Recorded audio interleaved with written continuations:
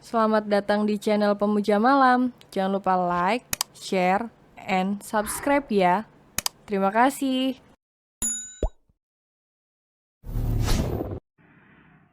Chapter 11. Mencuri ciuman. Cabang tipis yang dibiarkan begitu saja menghiasi wajah Banyu malah membuat ketampanan pemuda itu bertambah berkali-kali lipat. Tidak mengherankan jika wajah khas orang Timur Tengah tercetak jelas di dalam rupa pemuda itu. Mariati yang tengah duduk di kursi makan gegas bangkit dari posisinya, sembari membawa sebuah piring dan mendekati Banyu. Istilah perutmu terlebih dahulu, Leh. Setelah itu kita akan menjemput Lingga. Tapi saya khawatir jika terjadi sesuatu terhadap Lingga, Bu. Teranglah, Leh. Lingga akan baik-baik saja. Sejak dulu ia terkenal dengan sosok wanita tangguh dan mandiri. Bisa berdiri di atas kakinya sendiri, tanpa bertumpu pada laki-laki yang seharusnya menghidupinya. Perkataan Mariati membuat Banyu mengernyitkan dahi. Ia raih piring yang diulurkan oleh Mariati dan duduk di atas kursi untuk segera menikmati hidangan yang tersaji.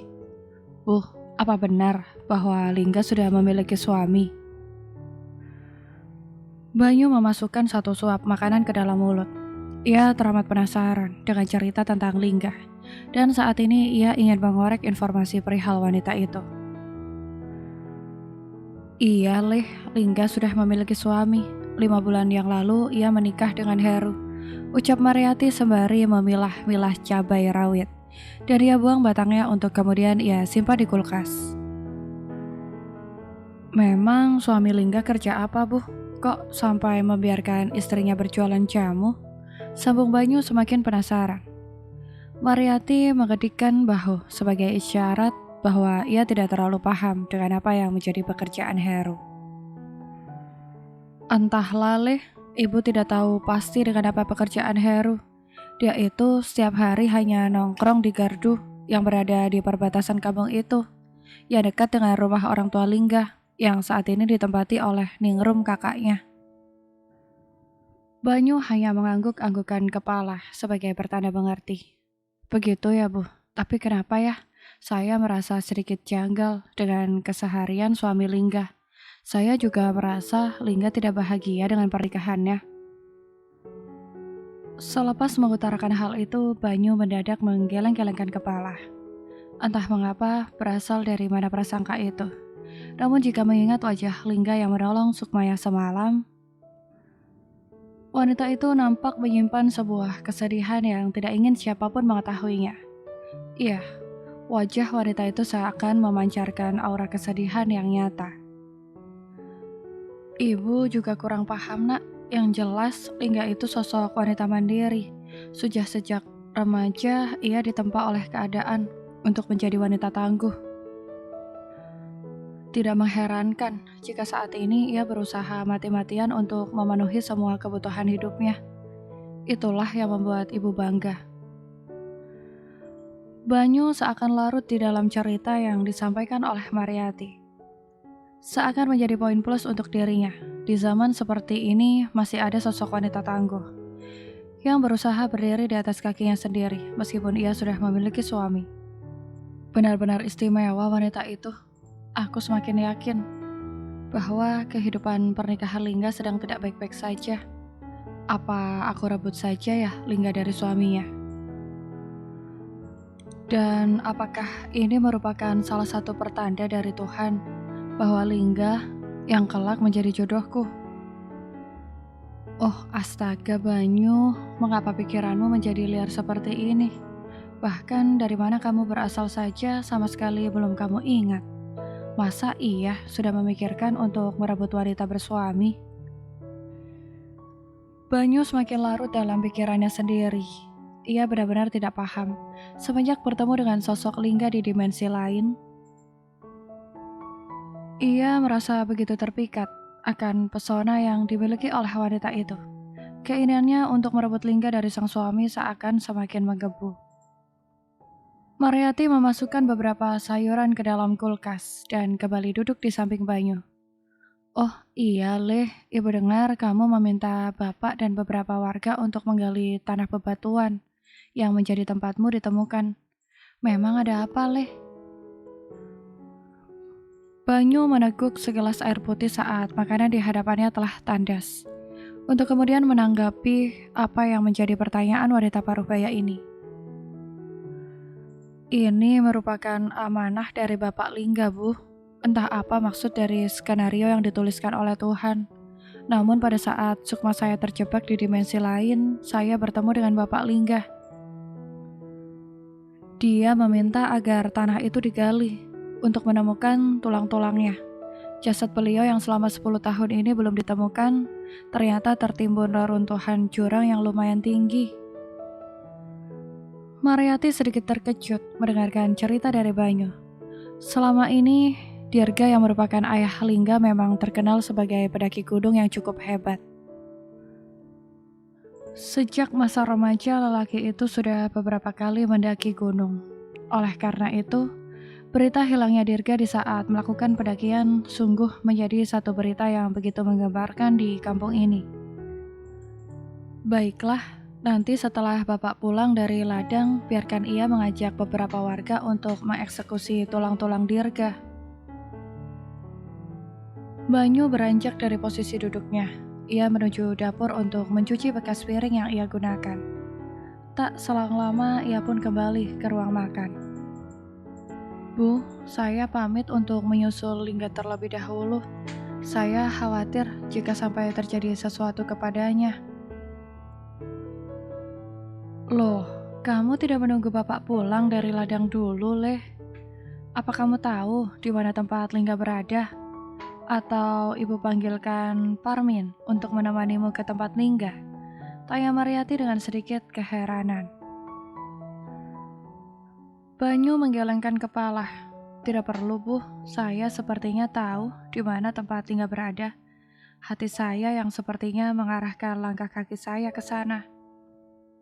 Mariati hanya bisa terperangah saat mendengar ucapan Banyu yang sudah seperti seorang laki-laki yang sedang dimabuk cinta.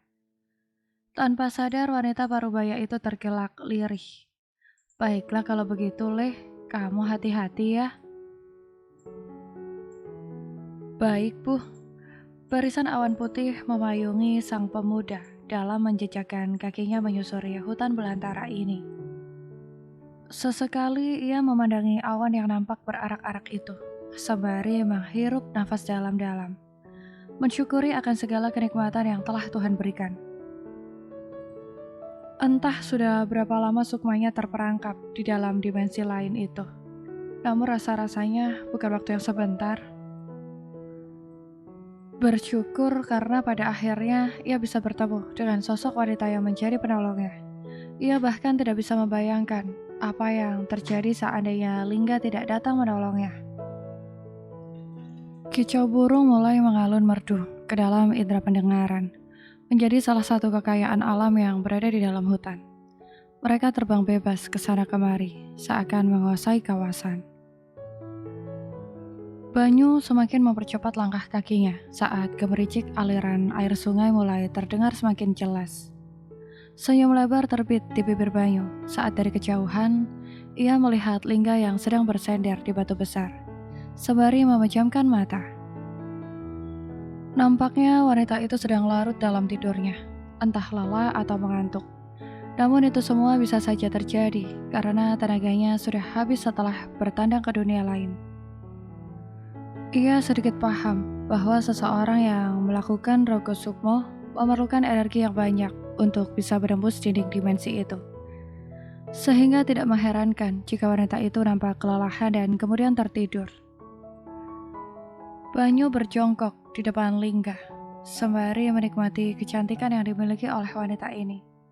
Kulit kuning langsat khas wanita pribumi.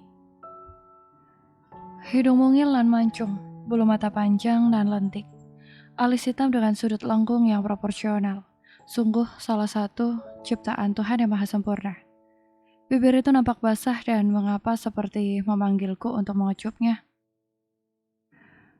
Banyu memperhatikan keadaan sekitar, memastikan bahwa keadaan aman. Pikiran akal seakan telah memegang kendalinya. Sungguh, bibir milik Lingga ini begitu menggoda imannya. Ingin sekali rasanya untuk ia kecup dan ia sesap. Kenikmatan yang berada di sana. Lingga, aku tahu ini salah. Tapi aku sungguh tidak bisa untuk menahannya. Izinkan aku untuk mengecup bibirmu sekali saja. Entah didorong oleh kekuatan apa dan dari mana Banyu mendekatkan wajahnya ke wajah wanita yang tengah larut dalam buayan mimpi ini. Ia tempelkan bibirnya di bibir Lingga, hanya ia tempelkan saja. Bahkan ia sama sekali tidak menggerakkan bibirnya sama sekali. Ia mencoba untuk menunggu respon apa yang akan ditampakkan oleh Lingga. Kedua bola mata Banyu terbelalak saat merasakan bibir wanita itu yang sebelumnya terkatup tiba-tiba sedikit terbuka. Mas Heru? Lingga mendesis lirih sembari memanggil nama Heru dalam keadaan mata yang masih terpejam. Iya sayang, ini aku. Banyu merasa berada di atas angin. Akan ia gunakan kesempatan ini untuk mengorek pernikahan seperti apa yang dijalani oleh Lingga. Ia berpikir apa yang diucapkan oleh seseorang yang tengah tertidur merupakan sesuatu yang paling jujur. Ia ingin tahu bagaimana hubungan Lingga dengan sang suami. Mengapa kamu tidak pernah menjam, Mas? Mengapa kamu selalu saja menghindariku? Sekarang aku akan menjam dan memanjakanmu sayang. Banyu seakan semakin tergoda dengan apa yang ada di hadapannya ini. Tanpa basa-basi ia kembali mengecup bibir wanita ini. Kali ini ia mainkan bibirnya. Namun pada saat ia akan menggunakan lidahnya untuk membuka bibir, tiba-tiba, apa yang kamu lakukan? Lingga yang membuka kelopak matanya tiba-tiba terkejut, setengah mati, saat merasakan ada sebuah bentuk bibir yang menempel di bibirnya. Ia terperanjat dan refleks mendorong tubuh Banyu, hingga pemuda itu tersungkur. Wanita itu seketika berdiri, sembari memegangi bibirnya. Au, sakit Lingga, pekik Banyu sambil mencoba untuk mengambil posisi duduk. Apa yang kamu lakukan, hah? Kamu menciumku? Teriak Lingga dengan wajah memerah yang sudah seperti dipenuhi oleh amarah. Lingga mengusap-usap bibirnya untuk menghapus jejak bibir milik pemuda ini. Sungguh gila, sangat-sangat gila. Pemuda ini bahkan berani untuk menciumnya dalam keadaan tak sadar. Bukankah itu merupakan salah satu tindak pencurian? Iya, aku menciummu. Bukankah tadi aku sudah meminta izin kepadamu? Banyu menjawab dengan nada santai, seakan tiada merasa berdosa sama sekali. Sembari mengusap-usap bokongnya yang sedikit nyeri karena terkena batu-batu kali. Apa? Kapan kamu meminta izin kepadaku? Aku sedari tadi tertidur, dan kamu mengatakan bahwa kamu sudah meminta izin. Omong kosong apa itu? Benar-benar kurang ajar kamu. Rasa kesal bercampur dengan rasa marah, sedikit menguasai hati dan juga otak Lingga. Ia mengambil sebuah batu kali dan siap untuk ia lemparkan ke arah kepala pemuda ini. Mungkin dengan membuat kepala pemuda ini benjol, ia bisa tidak berbuat kurang ajar lagi. Eits, tunggu dulu Lingga, bisa aku jelaskan. Ucap Banyu mencoba untuk menahan kekalapan wanita ini. Jelaskan apa lagi, hah? Kamu sudah menciumku. Kamu sudah kurang ajar kepadaku. Amuk Lingga seperti kesetanan. Sebentar sayang, sebentar. Tenang dulu ya, bisa aku jelaskan. Banyu bangkit dari posisinya dan berjalan mendekat ke arah Lingga. Masih memasang wajah santai, Banyu menatap lekat netra bening milik Lingga ini. Apakah kamu lupa? Kamu tadi yang memintaku untuk menyentuhmu. Kamu mengatakan bahwa kamu tidak pernah terjam sama sekali. Kedua bola mata Lingga membulat sempurna. Apa? Aku mengatakan hal itu? Jangan ngawur kamu. Aku tidak ngawur sayang, yang aku ucapkan ini memang benar adanya. Apa benar kamu tidak pernah dijam oleh suamimu? Mendadak pipi Lingga terasa menghangat. Tak selang lama, tercetak semburat warna merah di sana. Ia merasa benar-benar malu jika sampai pemuda ini tahu yang sesungguhnya. Untuk menyembunyikan ronah merah itu, Lingga berjalan ke depan, dan kini posisinya memunggungi Bayu. Bahkan jantungnya ikut berdegup kencang jika sampai pemuda ini mengetahui akan rumah tangganya yang tidak harmonis. Tidak, sama sekali tidak benar. Hubunganku dengan suamiku sangat baik.